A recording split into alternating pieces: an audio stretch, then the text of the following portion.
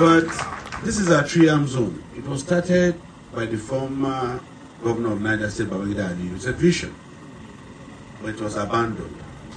Now we have come, we have revived it. We're building 1,000 housing scheme here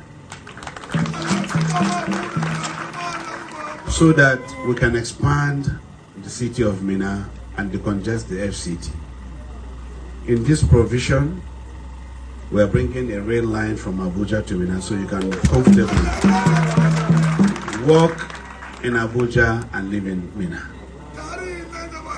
You've seen the airport, Bola Ahmed Tinubu Airport. I named it after the president because he's my father. He supported me everywhere.